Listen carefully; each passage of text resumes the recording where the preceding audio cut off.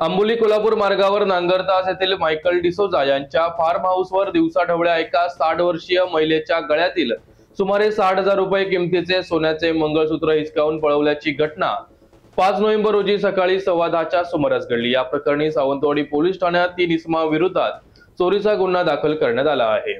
नांगरतास येथील मायकल डिसोजा यांच्या फार्म हाऊसवर श्रीमती सुहासिनी बाळकृष्णा राऊत वय वर्ष 60 राहणार आंबोली या काम करतात।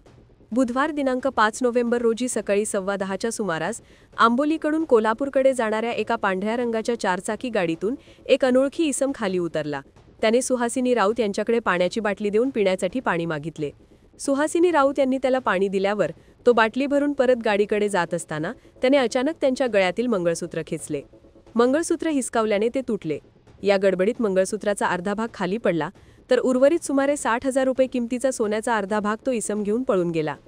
या चोरट्यासोबत गाडीत अन्य 2 इसम बसलेले होते।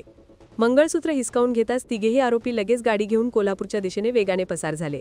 या घटनेनंतर फिर्यादी श्रीमती सुहासिनी राऊत वय वर्ष 60 आंबोली यांनी सावंतवाडी पोलीस ठाण्यात धाव घेऊन अज्ञात 3 इसमांविरुद्ध गळ्यातील मंगळसूत्र हिसकावून चोरून नेल्याची तक्रार दिली।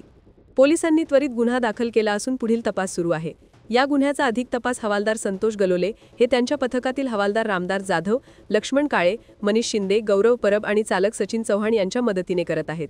या चोरट्यांचा आणि त्यांच्या वाहनाचा शोध घेण्याचे आव्हान पोलिसांसमोर आहे। पुढील तपास सुरू असून पोलीस या मार्गावरील सीसीटीव्ही फुटेजची तपासणी करत आहेत।